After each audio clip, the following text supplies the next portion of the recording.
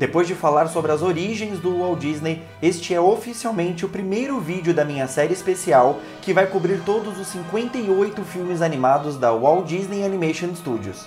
Nestes vídeos eu vou falar sobre as histórias de suas produções, o impacto cultural que eles tiveram na época do seu lançamento e também o que eu acho a respeito de cada um deles. E hoje eu vou falar sobre o filme que deu início ao que conhecemos como sendo a Era de Ouro das animações Disney e que foi o primeiro longa-metragem de animação da história do cinema.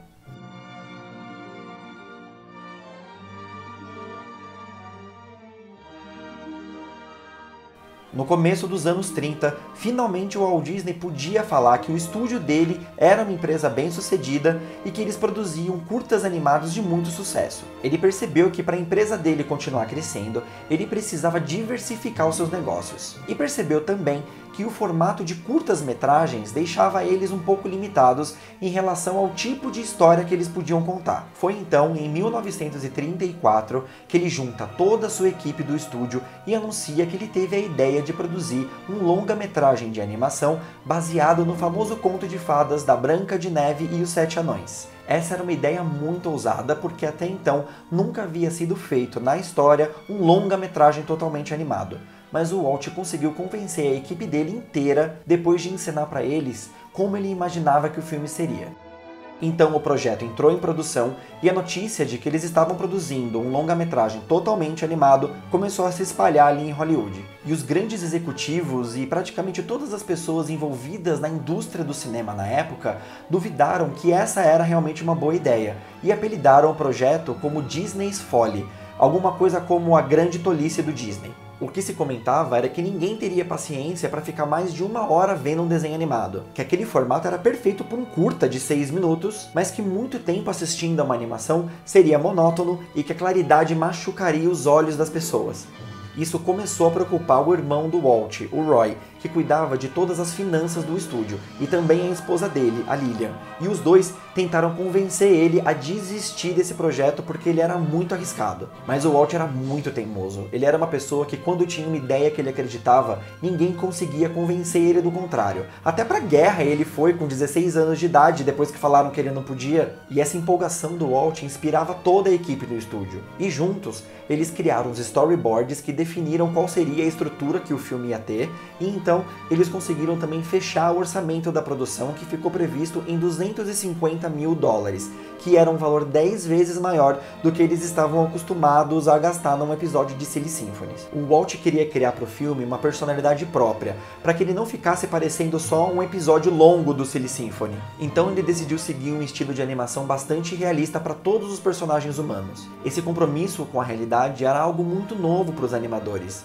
Então eles tiveram que estudar minuciosamente os movimentos de atores em filmagens que eles haviam feito para usar como referência para a animação. Eles tinham que identificar cada detalhe de como o corpo humano se movimentava quando alguém andava, corria ou dançava.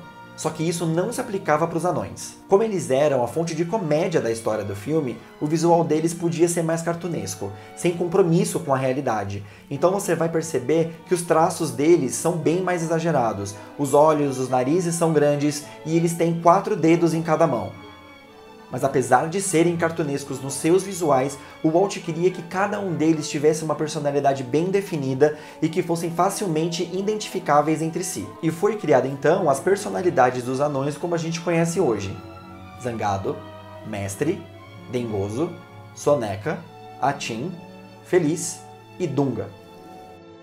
Desde que ele lançou o Steamboat Willie, o Walt sempre soube da importância que a música tinha num filme. E o Walt queria usar as músicas da Branca de Neve como parte importante na narrativa. Então, cada canção do filme deveria ou estabelecer a personalidade de algum personagem, ou deveria estar lá para avançar com a história.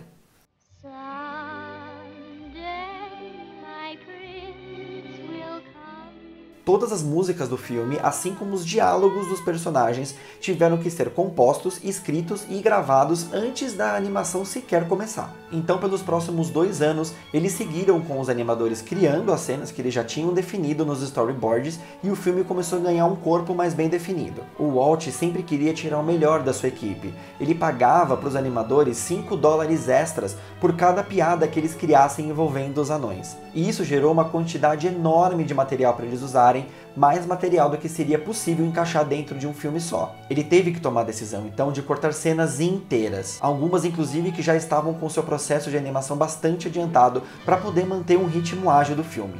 Em 1936, os desenhos começam a ser transferidos das folhas de papel para as películas de celuloide, onde eles ganham cores e as primeiras cenas do filme ficam prontas.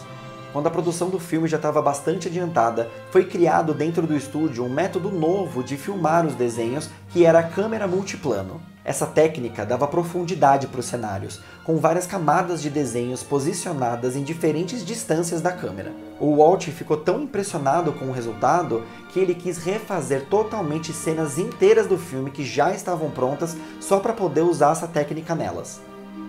O Walt estava disposto a fazer o melhor filme possível, e ele não poupava esforços e nem dinheiro para fazer isso acontecer, o que levou o orçamento original do filme de 250 mil para $1 milhão, o que era um valor absurdo para um filme naquela época. E lembra que ele estava gastando isso num projeto que todo mundo acreditava que ia ser um fracasso. E quando o orçamento do filme chegou nesse valor, o Walt percebeu que ele ainda precisava de mais $500 mil para terminar o filme. Só que eles não tinham esse dinheiro no estúdio e precisaram pedir um empréstimo. Basicamente, se eles não conseguissem esse dinheiro, eles não teriam como terminar o filme, e tudo o que eles já tinham feito seria perdido, e muito provavelmente o estúdio iria à falência. Então o Walt e o Roy tiveram a ideia de convidar o gerente do banco para assistir ao que já estava pronto do filme antes que ele tomasse qualquer decisão. Esse homem tinha o destino do filme e dos estúdios Disney na mão dele, e se ele recusasse esse empréstimo, a produção de A Branca de Neve ia ser encerrada imediatamente. Diz a história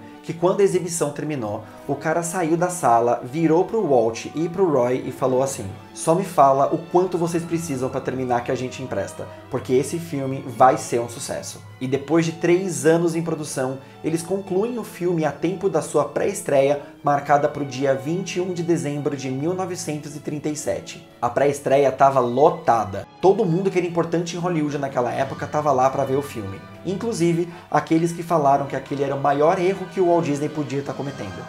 Quando o filme acabou, as pessoas estavam chorando de emoção. Elas estavam chorando por um desenho. O Walt foi aplaudido de pé pelas mesmas pessoas que apostaram no seu fracasso. Uma semana depois, o Walt e os 7 anões eram capa da Time Magazine e as críticas do filme eram todas positivas. O filme explodiu, ele foi um sucesso avassalador e sem precedentes não só nos Estados Unidos, mas no mundo todo. Ele foi dublado em mais de 20 línguas e todas as cenas que tinham alguma coisa escrita na tela, como as páginas do livro e os nomes dos anões nas camas, eram personalizadas para cada país em que o filme era lançado. Em uma época onde os ingressos custavam em média 50 centavos, Branca de Neve se tornou a maior bilheteria da história do cinema até então, com uma receita total de $7.846.000 contra um orçamento de $1,5 milhão. E com o lucro gerado pelo filme, eles pagaram todas as suas dívidas do estúdio, começaram a construção de um novo, ao mesmo tempo que colocavam em produção os filmes que seriam lançados nos próximos anos. Mesmo tendo quase 83 anos de idade, A Branca de Neve e os 7 Anões ainda é um ótimo filme, porque você consegue ver e sentir que tudo aquilo foi feito com muita paixão. Muito obrigado pela sua visita aqui no canal, não deixa de se inscrever e de clicar no sininho para não perder a notificação do vídeo da semana que vem sobre a produção do filme do menino mentiroso mais famoso do mundo. Um forte abraço e até a próxima!